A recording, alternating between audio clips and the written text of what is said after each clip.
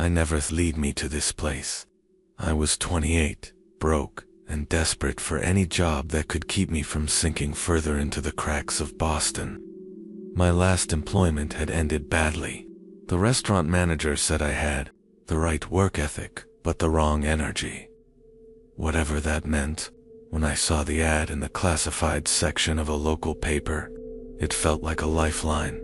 It was written simply, night attendant needed for specialized retirement care facility. Discretion required. Room and board included. The address was in Salem, Massachusetts. I hesitated when I saw that. Salem had always carried its own heavy weight of history.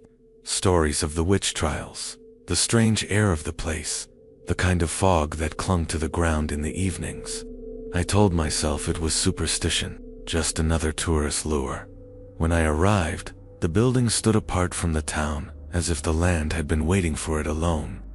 Tall iron gates rose higher than I expected, wrapped in black ivy that seemed far too alive for the season.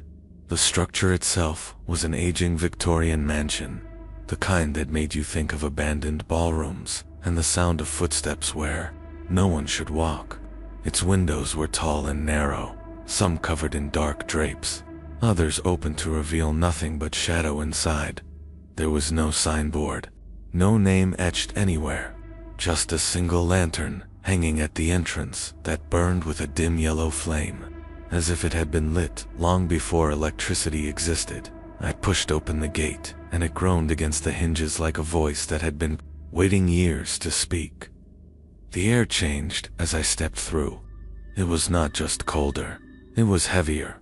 My breath felt different, as if it had to work harder to fill my lungs. I crossed the stone path, each step echoing faintly in a way that did not match the rhythm of my own movements.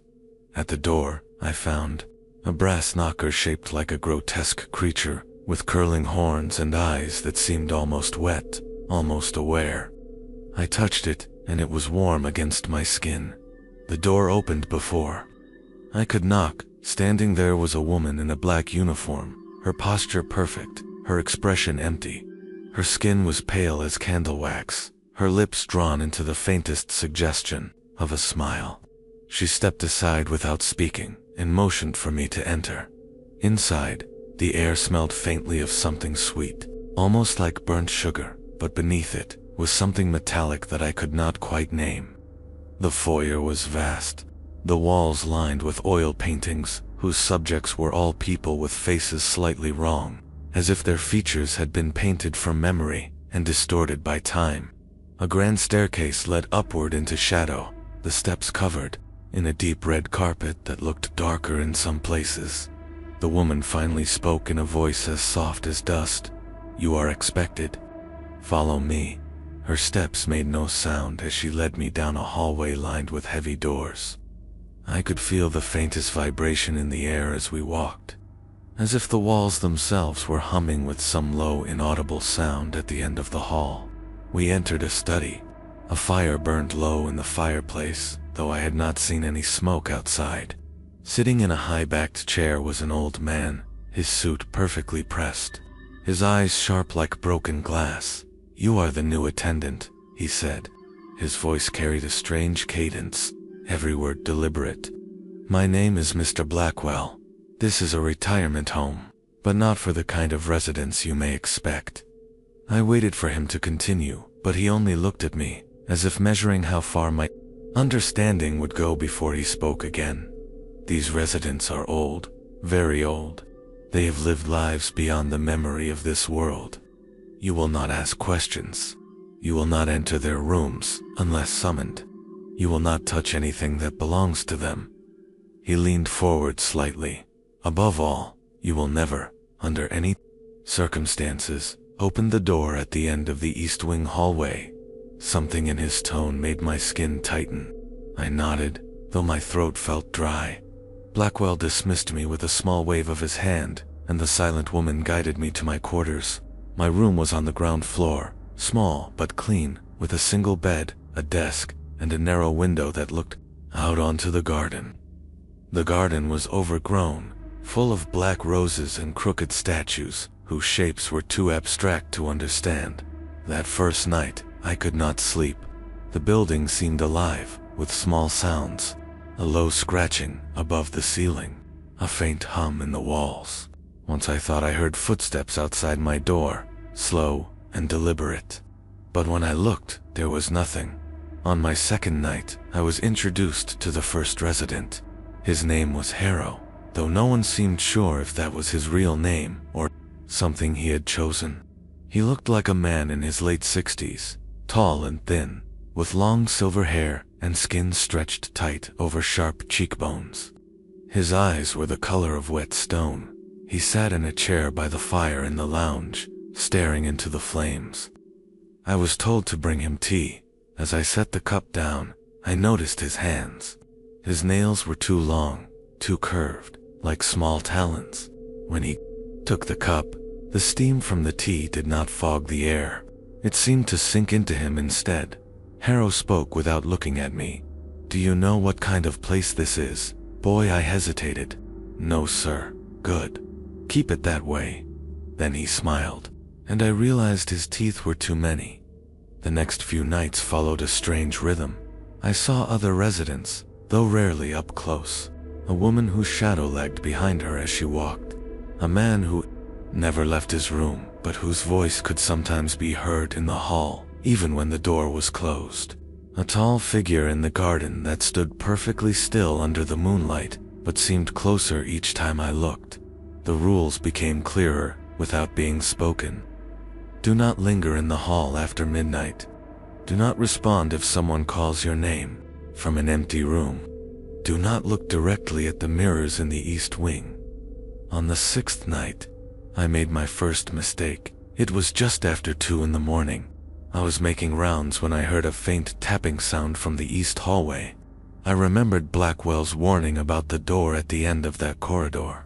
But the sound was coming from the second door on the left, not the forbidden one. I told myself it was probably a resident needing help. I stepped closer. The tapping stopped. I felt a draft of cold air seeping from under the door. My hand hovered over the handle.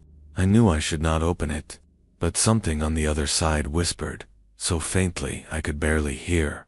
"Help me." It was a woman's voice, fragile, desperate. Against every instinct, I opened the door. The room inside was dark, not dark like the absence of light, dark like something thick was filling the space. I stepped inside, and the air closed around me like water. I could just make out the shape of a figure in the far corner. A woman, her back turned to me, her long hair hanging in wet strands. "Ma, single quotes, are you all right?" She began to turn, slowly, as if the movement cost her something. I saw her face. It was not a face meant to be seen by human eyes. Her mouth was wide and hollow, her skin stretching outward as if something inside her was pressing to escape. Her eyes were endless black pits that swallowed the light. The door slammed behind me. I ran. I do not remember how I got out, only that I found myself in the hallway again, the air colder, my heart pounding so hard I thought it might tear through my chest. The next morning, Blackwell summoned me to his office. He said nothing about the incident. He only looked at me for a long time and then said in that same deliberate tone, "You will last here only as long as you respect the boundaries. This place is not forgiving." I nodded, my mouth too dry to speak. That night, I locked my door, and I began to dream of the woman in the room, her voice in my sleep, calling me by name. Sleep became something I dreaded. I would lie in bed, staring at the ceiling, waiting for the dreams to come. They always did. At first the dreams were only of the woman. She stood in the dark corner of a room I did not recognize. The air in the dream was always damp, heavy with the smell of something rotting beneath the floorboards. Her hair dripped black water that spread across the ground in slow, reaching patterns. She would call my name softly, as if afraid someone else might hear. By the third night, her voice had changed. No longer soft. It came in bursts, sharp and broken, as if she was speaking through teeth that no longer fit in her mouth. Come closer. Each time I woke, there would be damp marks on the floor near my bed, shaped like footprints leading to the corner of my room. Footprints leading to the corner of my room. On the fifth, I decided I could not keep silent. I found the silent woman who worked for Blackwell. She was arranging old books in the library, her pale fingers moving over the cracked spines as if they were the skin of something still alive. I asked her if anyone had entered my room at night. She did not answer. She only looked at me with those hollow eyes, then tilted her head slightly, the way an insect might study a flame. That night, the dreams worsened.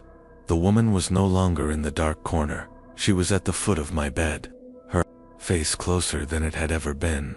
Her skin was split in places, revealing black veins that writhed like living things beneath the surface. She opened her mouth, and something moved inside, twisting, clawing against the walls of her throat. I woke up screaming, but the sound caught in my chest as I realized I was not in my room. I was standing barefoot in the East Wing hallway. The air was cold enough to sting my skin.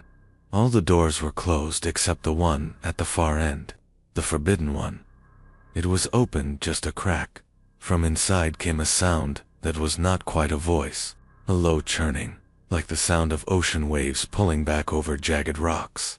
I stepped forward without wanting to. My body moved as if it had been hollowed out and filled with something that was not me.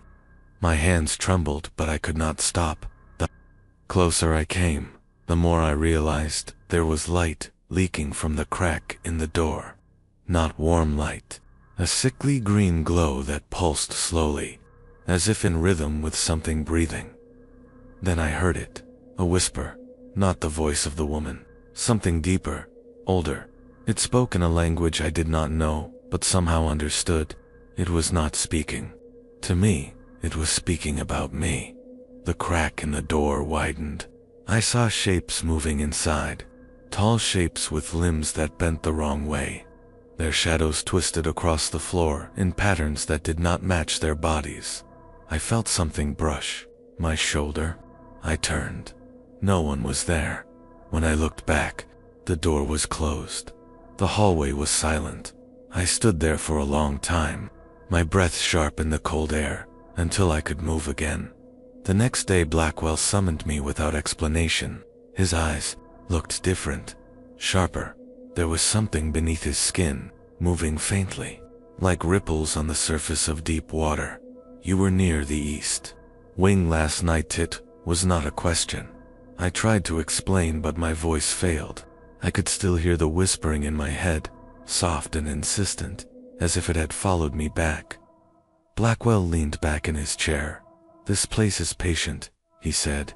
"It waits, it watches, and when it decides, it does not let go." He dismissed me, without another word. That night the dreams changed again. I was not in my room, or the dark corner. I was in the East Wing. All the doors were open. Each room was filled with shadows that shifted like smoke. From the shadows, hands reached out, long, thin fingers with skin as pale as bone. They brushed against me, leaving cold trails that burned. After they touched, the whispers grew louder, until they became a single voice. Not hers, not his. Something else had said my name, and promised that I would soon understand. I woke to find the footprint marks again, but this time they did not stop at the corner of my room. They led to my bed, and one set was facing outward, as if something had been standing there, watching me sleep. The footprints by my bed haunted me all day. I told myself not to stare at them, but my eyes always found their way back. The shape of them was wrong. The arches were too high, the toes too long, curling slightly, as if they were meant to dig into something soft. By evening the air in the retirement home felt different, heavier the way it feels before a thunderstorm, though the sky outside was clear.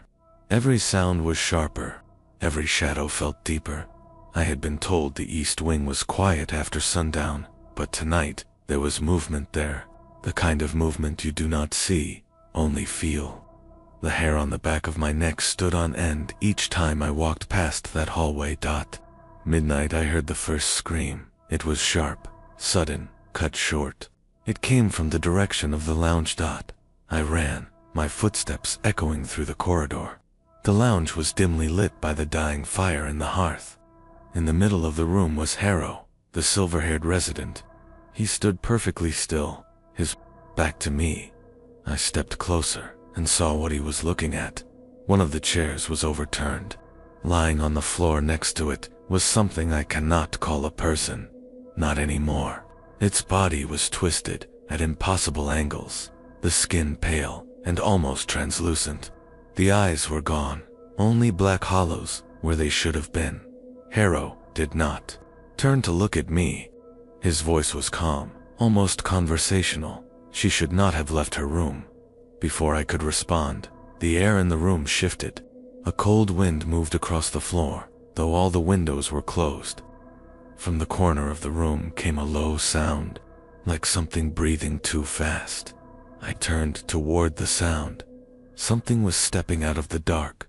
It was the woman from my dreams. Her hair hung wet, strands sticking to her face. Her eyes were the same black pits, but now her mouth was wider than it had been, stretching far beyond the limits of bone, filled with rows of teeth that were moving, not still like human teeth. They shifted, clicked against each other like insects. She moved toward me. Every instinct told me to run, but my legs felt heavy. Her footsteps made no sound. The room seemed to grow smaller with each step she took.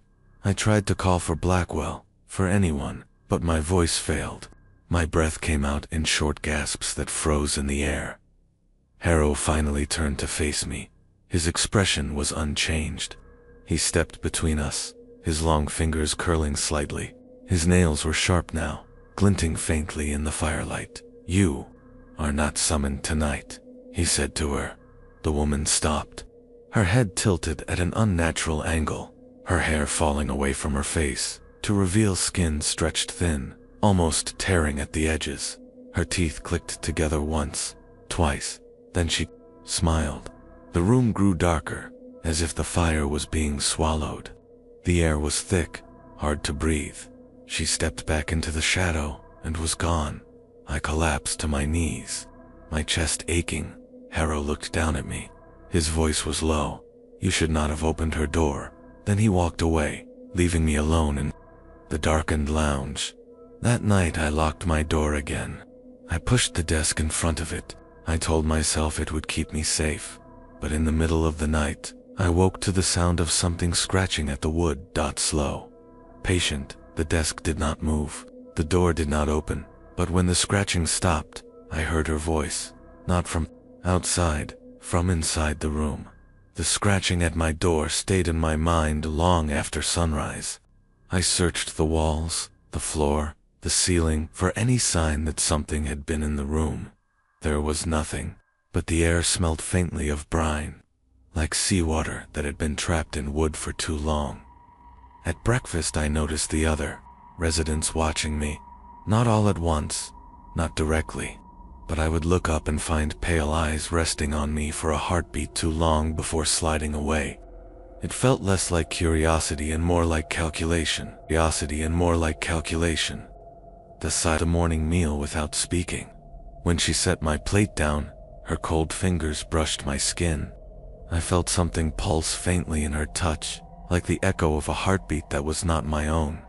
That night, the home felt wrong, in a way I could not name. The walls seemed to breathe. Doors that had always been shut were now slightly ajar. I heard faint sounds behind them, not voices exactly, more like the creaking of wood under strain. I passed the mirror in the east wing, without meaning to look. My reflection was there, but behind it the hallway was different. The walls were black, slick, and something tall was standing far down the corridor. It had no face, only a smooth surface where one should have been, but it was leaning closer in the glass, as if trying to see me more clearly. I forced myself to turn away. When I looked back, the mirror showed only my own pale face. Later, as I made my rounds, I heard a noise from the lounge. It was faint, but steady, a sound like dripping water. I stepped inside. The fire was out. The chairs were empty. But on the floor, A trail of dark, wet footprints led across the room toward the hallway. I followed without thinking. The footprints stopped at a door I had never seen open before. There was no sound inside, no light. I reached for the handle. It turned on its own. The door swung inward to reveal a narrow staircase descending into darkness. The air that came up was heavy, damp, almost alive. Something in the dark below whispered, "My name." My vision swam for a moment. The hall felt farther away than it should have been. The world bent slightly, like a reflection in moving water. Then a hand landed on my shoulder. It was Blackwell. His grip was strong, his eyes colder than I had ever seen them. "This place gives warnings only once," he said. The door closed on its own. I expected him to send me away. Instead, he led me to his office. There were books stacked everywhere, bound in leather so old it was almost gray. The walls smelled faintly of ashes. Blackwell looked at me for a long moment. Then he spoke. "This home exists because there must be balance. These residents are here not because they are weak, but because their time has reached a pause. They have agreed to rest, to remain contained. That agreement holds only if the boundaries are not broken." I asked what happens if the boundaries are broken. He did not answer. That night, I dreamed again. Not of the woman this time, of the staircase. I descended it in the dream. The air grew thicker. I could hear the sound of something vast moving below, something slow and patient. The walls of the staircase were wet. My hand brushed against something soft, and it pulled away from me like living flesh. At the bottom was a door. Its surface moved as if something was breathing just behind it. The whispering grew louder until I could no longer tell if it was outside my head or inside it. Then I woke. I was standing in the hallway. The door to the staircase was open, and the footprints that had been wet in the lounge were now dry on the floor before me. The open staircase door stayed in my mind all day, but no one else seemed to notice. No one mentioned footprints. No one mentioned whispers. The building carried on with its quiet, unnatural rhythm. In the afternoon, I was asked to deliver a tray of food to a resident I had not met before. His room was on the 3rd floor, far from the east wing. The hallway there was narrow, lined with doors that all looked the same. Only his had no number. I knocked. The door opened on its own. Inside, the room was almost bare. No furniture except a single wooden chair placed in the center. Sitting in it was a man whose skin was the color of old parchment, thin enough to see dark veins beneath. His hair was black and slick, though he looked impossibly old. He smiled when he saw me. His teeth were small, sharp, perfectly even. "You should not be here," he said. His voice was low, but it filled the room as if the walls were carrying it. I told him I had been sent with his food. He did not look at the tray. His eyes stayed fixed on me. "They brought you here for a reason. Do you know that Ty felt the air in the room shift? The walls seemed closer, the floor colder." He leaned forward slightly, his hands folded neatly in his lap. "Every resident here has chosen silence. Every resident here has chosen rest. But not all of us dreamless." I asked what he meant, but my voice sounded faint even to me. He smiled again. "The ones who dream still hunger." There was movement in the corner of the room. At first I thought it was a shadow, but it was thicker, almost solid. It shifted slowly along the wall, as if circling the chair. The man's voice softened. "The East Wing is not a place. It is a promise, and promises can be broken." The shadow stopped. I realized it was shaped like a hand. Long, thin fingers pressed flat against the wall, as if testing its strength. The man tilted his head, studying me. "They will tell you to follow the rules. They will tell you to stay away. But someone has already opened a door." I stepped back without meaning to. He smiled wider, the edges of his lips cracking slightly. "When the door opens again, you will be the one to enter." The shadow hand slid away from the wall, and the air in the room lightened slightly. The man leaned back in his chair. "You should go before Blackwell sees you here." I left without another word. That night I could not stop thinking about what he had said. The dreams came again, but they were different. I was back in the East Wing hallway, but this time all the doors were open. I could see inside each room. Shapes moved in the dark, shifting slowly as if waking from a long sleep. At the end of the hallway, the forbidden door stood wide open. Green light spilled out. The sound of waves breaking against stone filled the air. I stepped inside. The room beyond was not a room. It was a cliff edge overlooking a black ocean. The sky was empty. No moon, no stars. The waves below crashed silently. On the edge of the cliff stood the woman from my dreams. Her wet hair blew in a wind I could not feel. She turned to me slowly. Her mouth opened, but this time it was not teeth. I saw it was the black ocean. I woke with the taste of salt water in my mouth, and for the first time since I arrived, the lantern outside my window was out. The lantern outside my window had burned every night since my arrival. Its dim yellow flame was constant, a single fixed point in a place where nothing felt stable. But tonight it was gone. The garden lay in shadow. The black roses looked darker without its light. The statues seemed closer to the building, though I had not seen anyone move them. I could feel the difference in the air before I even stepped into the hallway. The stillness was gone. The whole place hummed faintly, like a held breath. Somewhere, far off, a door slammed. I made my way toward the main hall. The silent woman stood by the staircase, her pale face turned toward the east wing. Her hands were clasped in front of her, trembling slightly. It was the first time I had seen her show any sign of fear. Then I heard it, a sound like wet fabric being dragged across the floor, slow, heavy, or slow, heavy. It came from the forbidden door was open. Green light spilled into the hall, pulsing faintly as if it had a heartbeat. The smell of brine was stronger now, mixed with something metallic and sour. Something was coming through at first. I thought it was smoke, but the shape was too deliberate. It shifted and stretched, forming limbs that bent wrong, a head that was nothing but a smooth surface glistening in the light as it stepped into the hallway. The walls groaned, the air thickened. My chest tightened. The silent woman stepped forward. Her voice, when she spoke, was not soft this time. "Return." The shape stopped, its head tilted toward her. The green light dimmed for a moment, as if the heartbeat had faltered. Then it spoke, not in words, but in a sound that felt like it came from inside my own skull. A grinding, a pulling, something vast pressing against the edges of thought. The woman staggered. The shape moved forward again. Instinct told me to run, but my feet stayed rooted to the ground. My breath came fast. The smell of salt was choking me. The figure reached the middle of the hallway. Its smooth head turned toward me. Something in the air shifted. The walls of the hallway seemed farther away now, the ground softer. My vision blurred. I saw the black ocean again. The sound of waves filled my ears. The shape took another step toward me. Then Blackwell appeared. He walked calmly from the shadows, his cane striking the floor once.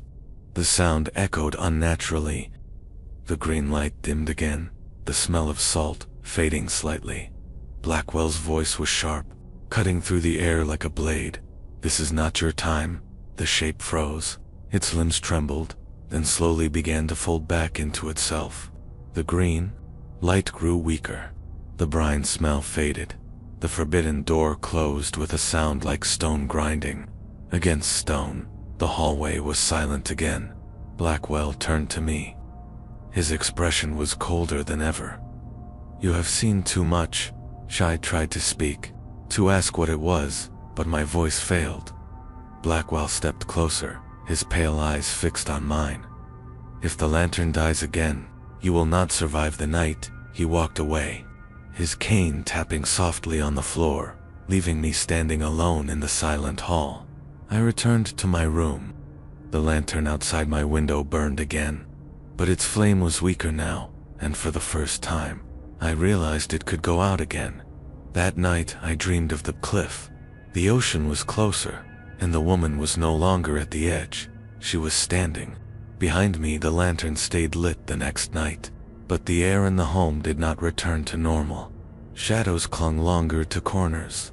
The walls creaked with slow groans that felt alive. Even the residents moved differently. Their silences were heavier, their stillness deliberate.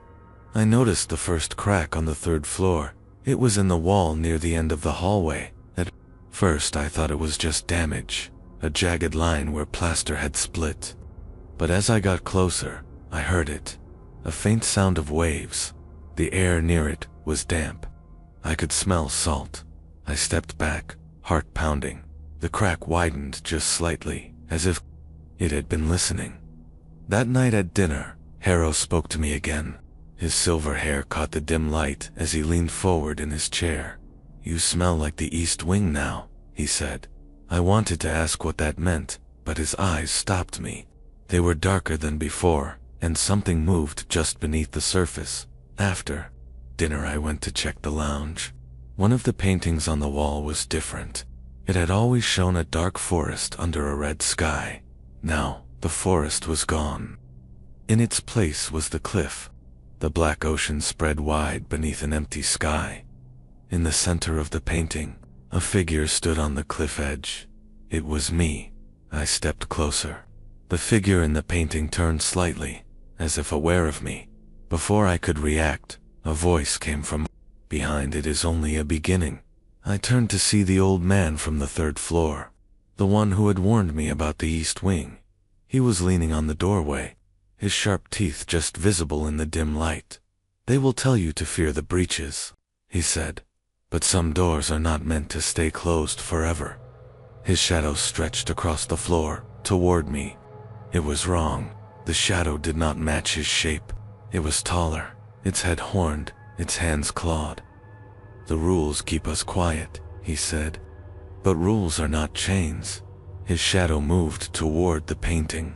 The black ocean in the frame shifted slightly, waves pulling back, as if something beneath the surface was waking. The man stepped closer, his pale eyes fixed on me. "When the door opens fully, you will walk through." The light in the lounge dimmed. I blinked, and he was gone. The painting was empty. The cliff was gone, but the smell of salt lingered. That night the dreams changed again. I was in the hallway outside my room. The walls were wet. The carpet beneath my feet was soaked. My footsteps left ripples, as if I were walking on the surface of water. From the far end of the hallway came the sound of footsteps. Slow, heavy. I turned to run.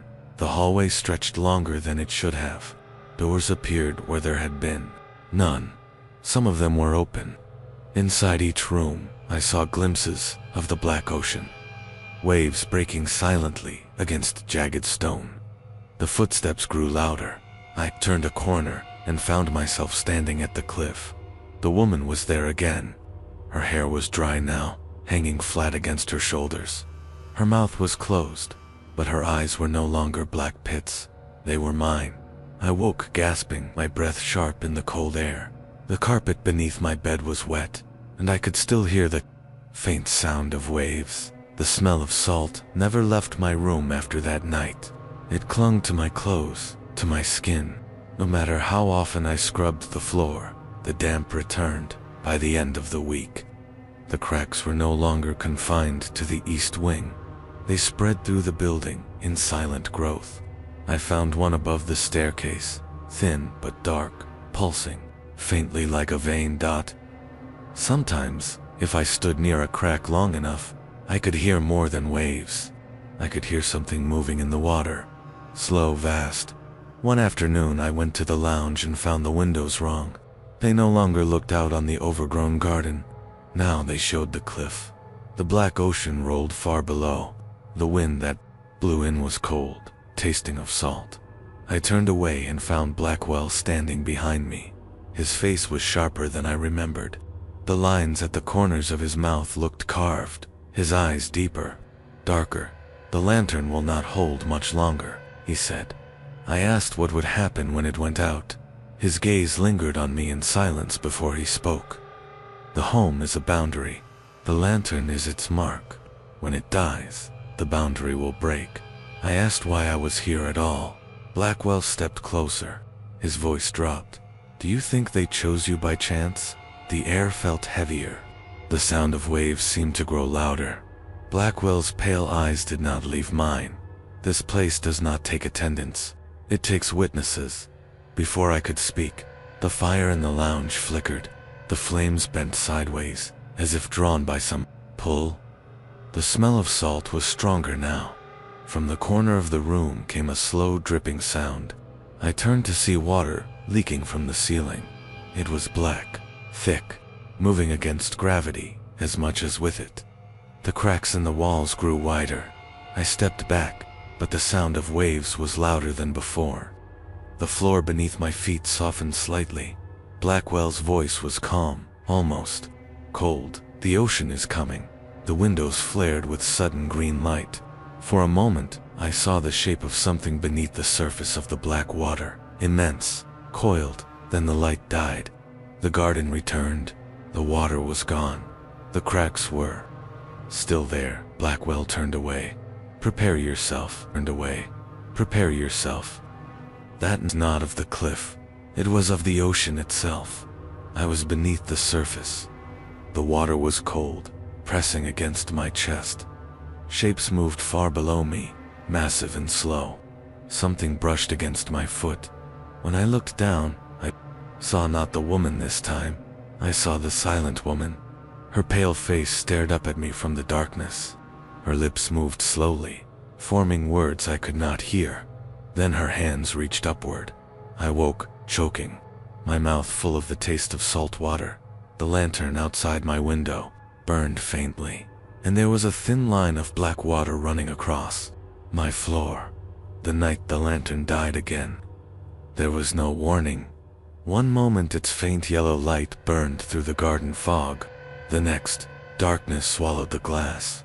The home reacted instantly. The air grew heavy, pressing down on my chest.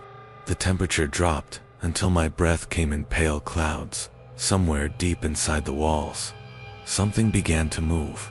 I heard it, first in the east wing. A low grinding, like stone breaking under deep water. Then the sound spread. The floors groaned. The doors rattled. I stepped into the hallway. The cracks were wider than I had ever seen. They ran like black veins through the walls, the floor, even the ceiling. From inside them came the sound of waves crashing against rock. The smell of salt was overwhelming. The silent woman was standing at the far end of the hallway. Her head was turned toward the east wing. Her hands hung at her sides, pale and trembling. She whispered something I could barely hear. It has begun. The forbidden door was wide open. Green light spilled into the hallway, pulsing like a heartbeat. The smell of the ocean became almost solid, thick enough to taste. Shapes emerged from the doorway. At first, they were only shadows, but as they stepped into the hall, they took form. Their bodies were long, thin, their limbs bending in ways that broke the rules of bone. Their heads were smooth, featureless. Behind them, the green light flared. The cliff appeared where the hallway should have been. The black ocean rolled far below, waves breaking in slow, impossible silence. The residents began to move. I had never seen them move quickly before. Harrow stepped from his room, his silver hair catching the faint green glow. His eyes were darker now, his teeth bared in a thin smile. The old man from the third floor was there too, his shadow taller than him, horned, stretching across the floor. None of them looked afraid. Blackwell appeared at the center of the hallway, his cane in one hand. His voice cut through the heavy air. Return to your rest. The shapes from the door paused. The green light flickered, but the cliff did not fade. Blackwell turned to me. His eyes were sharp, almost inhuman. Do not look at the water. I tried to obey, but the ocean drew my gaze. Far below the cliff, something moved, something vast. A coiled shape shifting just beneath the surface. The air vibrated. The walls groaned louder. One of the shapes stepped fully into the hall. Its smooth head turned toward me. I felt my chest tighten, my vision blur. I saw the cliff again. I was standing at the edge. The woman was there. Her hair was dry. Her eyes were mine. Her mouth opened slowly. Behind her, the ocean rose. The cliff rose higher as the waves swelled below. The wind cut cold against my face, though I knew I was still in the hallway of the retirement home. The woman stepped closer. Her eyes, my eyes, reflected the green light. "It is time." The sound of the ocean roared in my ears, drowning every thought. The cliff tilted beneath me. I blinked, and I was back in the hallway. The forbidden door was open wider than I had ever seen. The green light was almost blinding now. The cracks in the walls tore wider, spilling black water across the floor. The water was cold, biting at my legs as it rose. The smell of salt was thick. Blackwell stood in the center of the hall, his cane braced in the water. His voice was steady, though the walls shook. "You cannot stop it now. You can only decide where it leads." I shouted over the sound of the waves, asking what he meant. His eyes fixed on mine. "You were never here to serve. You were here to hold it back." The water surged higher. The residents stood unmoving as it reached their waists.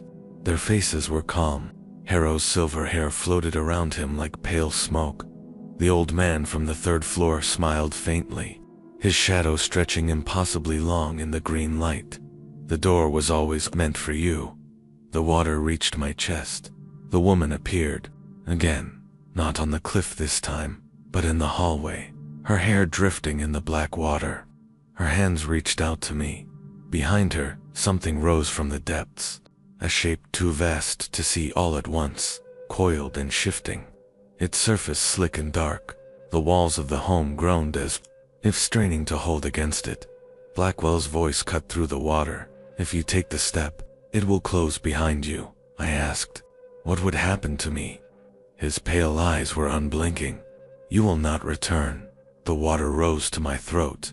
The green light was all around me now. The woman's hands were inches from mine. The shape in the water rose higher, shadowing everything.